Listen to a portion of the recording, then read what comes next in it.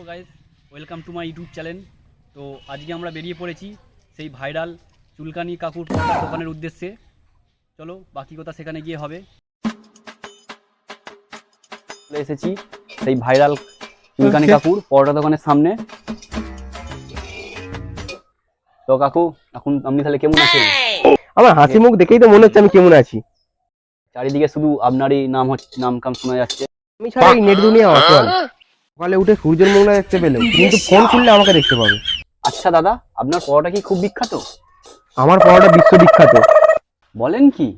আর এই কদিন আগে যে আম্বানি ছেলের বিয়ে হলো। আচ্ছা, আপনি কি তাহলে রান্না করতে গিয়েছিলেন? আরে না না, পুরো পরোটার কন্ট্রাক্টর আমার ছিল। মনে হয় সকাল সকাল গাঁজা মেরে এইছে, দুজনই শালা ভুলভাল বকতেছে। আচ্ছা দাদা, আপনার পরোটায় কি এমন আছে যে এই বিখ্যাত? আমার এই চুলকুনি একটা আলাদাই স্বাদ আছে। সেই থেকেই আমার এই পরোটার নাম চুলকানি পরোটা। তো দেখতেই পাচ্ছ কতটা হেলদি পরোটা।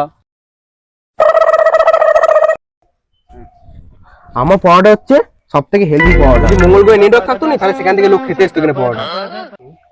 সবাইকে আসতে হবে ক্যালানে মোড়। এখন তো আপনি সেলিব্রিটি। আমি এখন প্রাইভেট হেলিকপ্টারে করে যাওয়া আসা করি। আর আপনাদের কাছে একটা বড় সেলিব্রিটি রয়েছে, তার নাম চুলকানি পরোটা। আমি কি যাইতাই মানুষ, একটা সেলিব্রিটি মানুষ, ও তুমি বুঝবে না। দোকানে কেমন লোকজন আসছে? মানে কি আগে থেকে অনুমতি নিয়ে রাখতে হচ্ছে। সেলফি নিতেও আসছে। হ্যাঁ হ্যাঁ, নিন নিন নিন।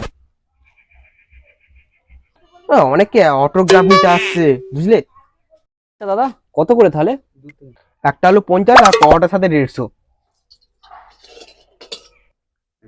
আচ্ছা দাদা, এটা কি ঢাললেন? কি বললে? ওটা কি?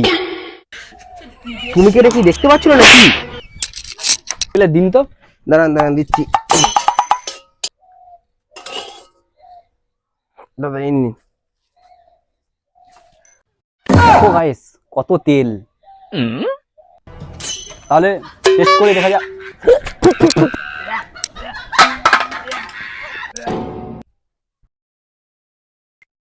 কেমন লাগলো? কি বালের পরোটা! এই পরোটা খেতে লোক আছে? দাদা টাকাটা। এই নাও তোমার টাকা। এর থেকে ফালতু পরোটা কোথাও পাওয়া যায়নি। বেকার এলাম, আর এক মাস শালা কিছুই খেতে পারবো নি।